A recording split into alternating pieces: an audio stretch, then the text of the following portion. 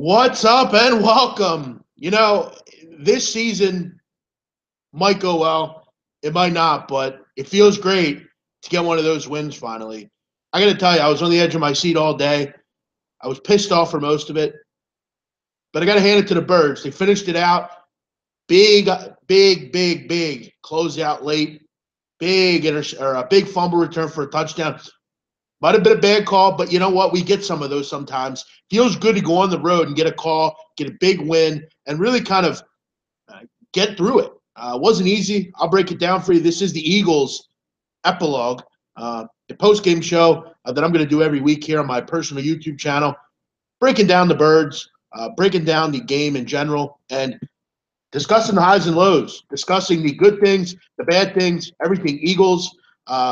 There's going to be a lot of people that I'm going to be annoyed with today, but we got to get to the positives first. I want to welcome everyone out there. What I'm going to do with this channel, it's going to be pretty fun. I mean, we got some college football stuff we'll do, and, Ryan and I will have our podcast, but mostly this channel is going to be dedicated to the Philadelphia Eagles. Obviously, many know I do the sports betting stuff with SBR Forum and Sportsbook Review, but I wanted to have a YouTube channel. I want to create a YouTube channel really dedicated to the Eagles.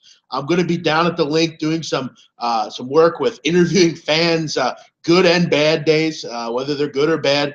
If you've seen other organizations, you've seen fan channels and things like that, it should be fun. So I'm going to do that more and more and hopefully gain more popularity on this channel. Channel's fairly new, but if you know me from SBR, welcome in.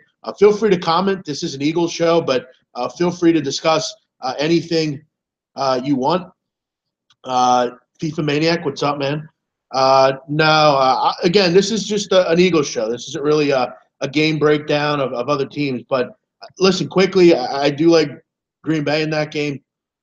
It's kind of just a feel. Didn't really get much involved with it. But as far as today's game, great win, 30-17. It wasn't easy. I mean, a lot of negatives, but one thing I was impressed with was Carson's improvisation. I mean, really got through some poor play calls, had a little trouble audibling. He's got to get better at that. But overall, he was fantastic. 307 yards, two touchdowns and an interception. But overall, through poor play calling, his improvisation skills were fantastic. And hello to anyone joining us in. I know the channel might be something people watch later, or it'll take a little bit of time before we get to people in here.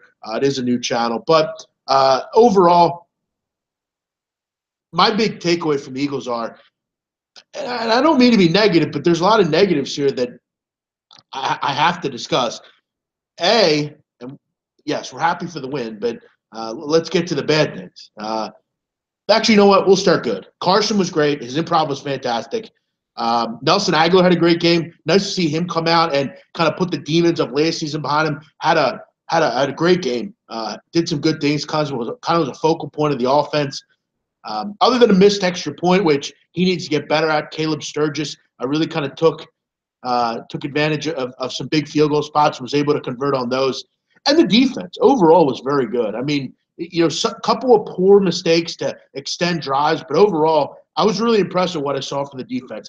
Getting through losing Ronald Darby, getting through depth issues. This team has depth issues in the secondary, particularly at corner. Sidney Jones is out. Douglas is out. Darby went out. Just a lot of people out, and they were able to kind of weather the storm. Defensive line was fantastic. I mean, they were really great. I mean, Brandon Graham was the player of the game for me in this game. He was absolutely stupendous. Fletcher Cox with a touchdown return at the end. This defensive line was fierce today, and they put pressure. Really took a lot of pressure off of the secondary. And look, all due respect to Patrick Robinson, he played pretty well. Jalen Mills played pretty well. These guys, and that's the thing about Jalen Mills. I mean, look, is he the guy won out there? No, but overall he was pretty good, and he's been pretty good being a seventh-round pick. I thought he's been much better than I thought he'd be. They still have to go out and get a cornerback off the open market. And there are guys out there. I mean, Leonis McKelvin's on the scrap heap. Sam Shields, Brandon Boykin, former Eagle, Darrell Revis. There are plenty of guys. They got to go out and get someone. I mean, because you can't go through the season with Rasul Douglas on the injury list. Darby's going to be out for an extended period of time. You really don't have much depth. But why everyone loved to hate Wentz? It gets boring. Yeah, I agree. I mean, there's a lot of hate on Wentz. There's a lot of hate on the Eagles in general. People make fun of Wentz. People make fun of what he does. But overall, he was great today. He doesn't call the plays, okay? I mean, he's not the guy that calls these stupid plays, and we'll get into them late. But I thought he was great. He's maturing. He's improving. He's, made great throws. But let's get to the elephant in the room. The offensive line was bad today. They were poor. They need to get much better. There's no depth there either. I mean, your only depth piece today was Wisniewski. And if Jason Peters is out for a little bit, again, the offensive line, which looked like the strength coming into the season, has problems. They do. I mean, we can't get away from the fact that Vitae is a skeptical starter. Jason Kelsey's undersized. Lane Johnson and Brooks I like. I still like Warmack, but if Jason Peters is out, you really don't have much depth on the line either. With Warmack being hurt, so he didn't have a ton of time. He was pressured all day, but he did a good job of eluding and made up for it. But they have to be better. They have to get better, and it's game one. But offensive line was poor. Doug's play calling was terrible, and that's a common theme with Doug Peterson. His play calling is horrible. It's not good. It needs to improve. And your number one running back should not be Blunt. Blunt should be in the game 10 plays a game on 3rd and 1s and on the goal line. He should not be your go-to running back running downhill. Just not something you want. He's not fast. He's slow, and he's just not a first down back anymore. Also, the out routes to Nelson Aguilar, where people are missing blocks and, we're throwing these stupid dink and dunks when we're trying to move the football. The play call to Aguilar in the first half was brutal. I don't know what that was. You're driving the football. You're in field goal range. That's just not a play you do there. It's little stupid things that this guy's doing that are causing problems. And look at the end of the game, going for 2. I mean, that didn't make any sense either. I mean, they're just boneheaded plays. He was going to go for it on 4th down there instead of kicking a field goal. They'd have called timeout for him to come to his senses there to go up 5. He just doesn't understand game-to-game scenario. It doesn't mean that he's a bad coach. He needs to stop doing some of these things that he's doing. Cousins gave the boys a gift like last year. Yeah, I mean, we definitely got a good call there. I'm not going to say we didn't. It was a poor call. Looked like a forward pass to me. But, again, when you go on the road and get a call like that, which I'll be real, I mean, the officials weren't horrible in this game. Brad Allen's a pretty good ref. For the most part. I don't say that about many, but he was a pretty good ref today. But I think going forward, the things that I'm concerned about, no legitimate running back, no number 1 running back, I mean. Doug's play calling, which seems to continue to be the same. I did like some deep shots. Carson needs to get better on the deep throw. He was really consistent. One was underthrown, one was overthrown. You had Torrey Smith a couple times. Also a big throw to Jeffrey, who that was a great effort by him. He just couldn't get the job done there. But overall, Carson needs to be better throwing the football down the field. He needs to be better with the deep ball. There were also some really poor penalties on defense to extend drives. There were a couple different ones. Nigel Bradham had a bad holding call to extend a drive. The penalties need to be cleaned up because there were way too many today from this team. And you got to do the little things in the National Football League. Everyone knows that. Eagles had 8 penalties for 76 yards and 2 turnovers. That's just too many.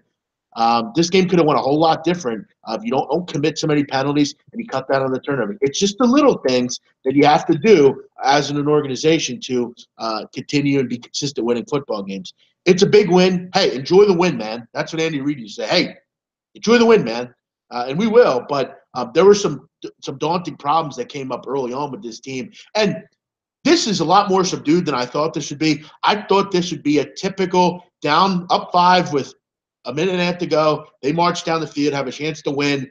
And most of the time, the Eagles will blow it in this scenario. But I'm starting to get a little bit more comfortable with these corners. I really am. I don't want to, again, Darby being out there. And I do want to discuss the incompetence of the Eagles organization to draft Sidney Jones. It makes no sense at all. And again, you sit on your hands and know you made a bad move, so you have to trade Jordan Matthews to get Ronald Darby in here. Now you're back at square one at corner because now Darby's injured. I'm going to go ahead and say that's going to be a lengthy injury. And now you're sitting on your hands, same place you were before, because you decided to draft a cornerback with a torn Achilles. And look, for all you people that want to say, well, he'll be back at some point, then we got our corner. No, we have a corner off an injury that's never played in the NFL. It's just not a situation. You got to get yourself and keep yourself away from situations like that. It's like a guy that has behavioral problems or culture issues.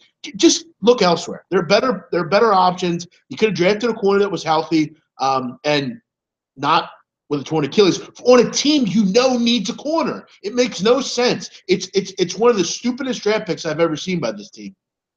It just was a bad idea. I don't. There's no real sell to me here. I could understand if you had two starting quarterbacks and you said, you know what, this guy's sitting there. We have an older player or something or something like that, but you don't. You need a corner. It's your biggest problem on this team, and you go and draft a guy that has torn Achilles who won't play this year.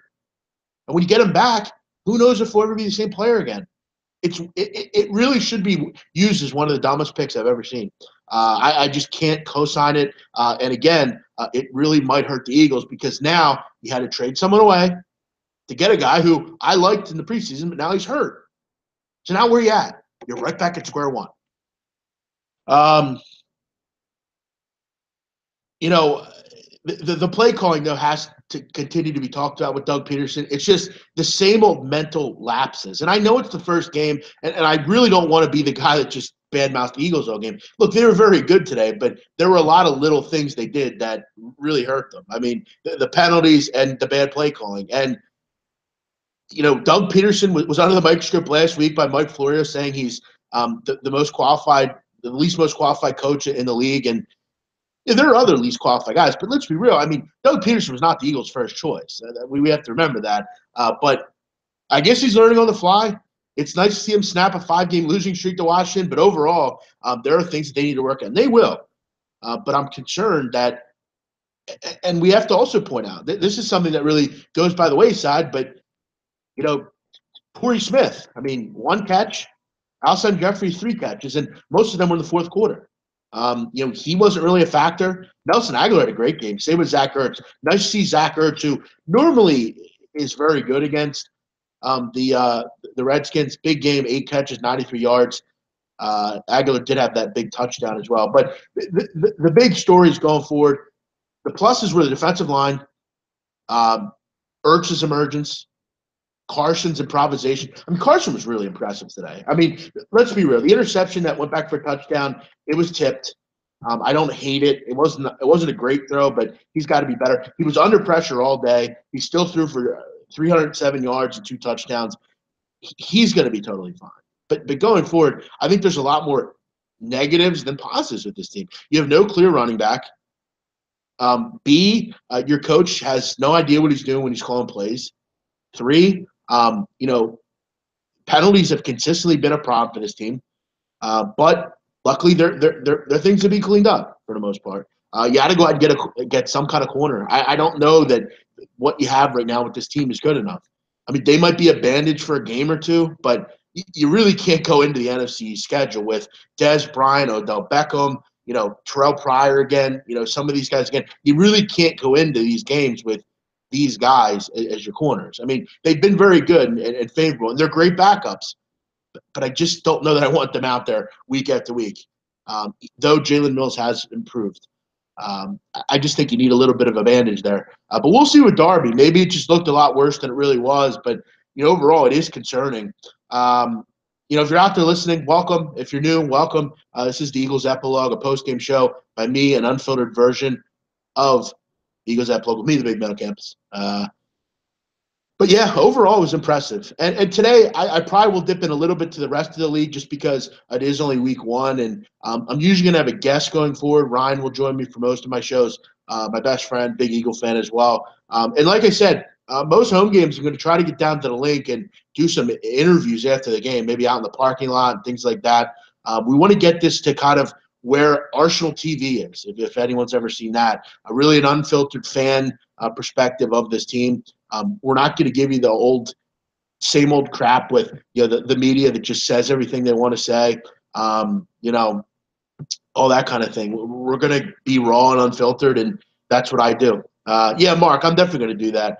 I actually was going to go to the game today, but I chose against it due to the fact that I had some things I had to do at SBR, and but yeah, it would be cool to go down there and just interview some people, and especially after games where where the Eagles lose and things, because this team has a way of losing games that they shouldn't. So it should be fun. Let's take a look around the rest of the league today and just chat about a couple games here. This one is still going on, a crazy fourth quarter for Detroit, 20 points. They take a big lead on the Cardinals. I know a lot of people laid the 2.5 with the Arizona Cardinals.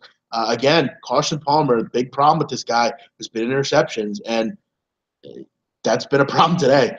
3 interceptions for him. Defensively, they've given up a lot of yards.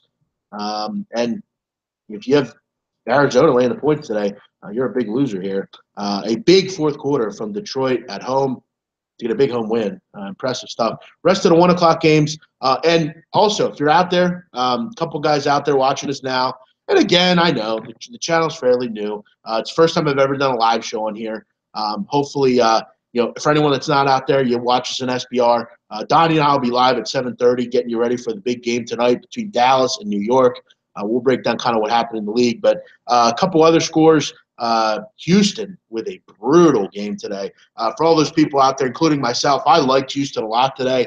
I thought this was a great spot for them. I was really kind of high on what they had coming to the season, but I was totally wrong on Tom Savage. He's brutal. I mean, really, really bad. I mean, 7 for 13 for like 60 yards. Brutal stuff.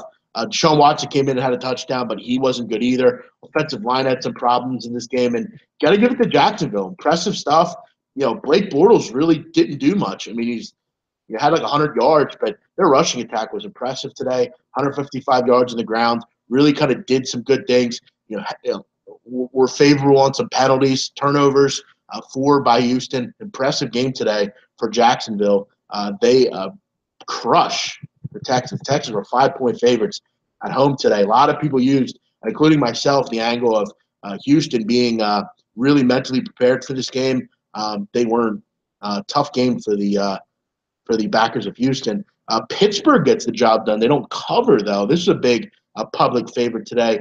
Pittsburgh wins by 3 over the scrappy Cleveland Browns. Nice game for Cleveland here. Get high and within the number. DeShone Kizer was pretty good today, 222 yards. Did have an interception, but overall, a nice game for Deshaun Kizer, I'm sorry. Scrappy Cleveland getting within the number. I know a lot of people laid it with Cleveland. Under came in as well. A lot of unders around football today. Big public over here was Oakland and Tennessee. Oakland was also a team that I think the Sharps were on. Tennessee was seemingly a public darling this week. Not sure why. We talked about it on the right side of campus. A lot of people looked at this line and said, this looks like a Tennessee line, but Oakland, very good all day. Mariota just was, pedestrian, you could say. Weren't converting on a lot of things that they should have. And Oakland gets the job done here as a nice underdog price. I think they were plus 120 on the money line. Game stays way under. A lot of people were on the over in this game. The books keep that money. Cincinnati, what a shit show this was today. Cincinnati gets shut out by a great Baltimore defense. Andy Dalton was horrible in this game. 4 interceptions. He was sacked 5 times. And I want to shout out the Cincinnati offensive line. Continue to be shit after last year. Had trouble last year. Got sacked a ton. And Andy Dalton was horrible today. Got to ask, who was worse, Dalton, Tom Savage? I mean, I would say Dalton because he knows better. I mean, he's supposed to be the real professional here. He's supposed to be the franchise quarterback. Nice game by the offense for the Ravens. Weren't great. Did enough. 151 yards on the ground. Or I'm sorry, 157 yards on the ground. Danny Woodhead went out with an injury. That's concerning. I have him on my fantasy team. But overall, a nice performance by Baltimore. Great job by their defense. They were all over the place all day. And only 221 total yards for the Bengals. Impressive stuff. Jets just miss a cover. Baltimore grabs a cover here as the about 7.5, 8-point favorite. This line moved down. And if you got the early number, you probably cash in the Jets. Late players, 7.5, 8. All that money was grabbed by the books. This is the Jets. Not very good offensively, and hung around this game, but overall wasn't very impressive. Early scores here in the fourth, or in the 4 o'clock games. Carolina and San Francisco scoreless, 12:20 left. The Rams have a 10-3 lead on Indianapolis. Rams with the ball there, 6:21 to go. Green Bay and Seattle scoreless early. Show will be short today, but overall, happy with the outcome today. Eagles did what they had to do. Again, play calling needs to be better. Need an emerging running back. I know Smallwood's been injured and stuff, but I think he's kind of most likely to be that guy. Special teams was pretty good. Defense was great. Defensive line was the best part of the field today, and they bandaged themselves shut at the back end. So great job by Robinson, great job by Mills, great job by Jalen Watkins, and the safeties Jenkins and McLeod were good as well. So overall, good things moving forward. We get the win here. Hey, enjoy the win, man. That's the big thing today. Total yards, 356. So a good game today. 30-17, we'll take it. And by the way, Eagles cash as a small favorite. I think it closed to pick them. So if you had the Eagles, great call there. Everyone have a great day. Not an incredibly long show today, about a 30-minute show here. But hopefully next week we'll have a guest. I'm sure we'll have Ryan on the air here to kind of break down what happened with the Birds tonight. And going forward, we'll be on every week at the clock striking 0. Hopefully we'll gain some more subscribers, get that listener base up a little bit, and really kind of expand our product. So help me, hit the like button, subscribe, comment, tell your friends you see the show. We're going to try to get this maybe to a little bit more exposure on the internet, Eagle show here. So everyone have a great night. Enjoy the football games tonight. I'll be live on SBR at 7:30 p.m. with my friend Donnie Rightside. We'll be breaking down what happened today in the NFL and get you ready for the kickoff between the Giants and Dallas. I also will be on after that with my friend Gabriel Morency, who is Sports Rage. We will be on live during the game, doing live betting and having some fun watching it on the Betcast on SBR Forum. So if you're out there and want to hang with us, feel free. It should be fun. Get the TV in front of us. It should be an awesome time had by all. Everyone have a great night. Hope you enjoyed my breakdown and post-game show of the Eagles Epilogue. I'll be back next week, week 2, Kansas City Chiefs. Bye-bye.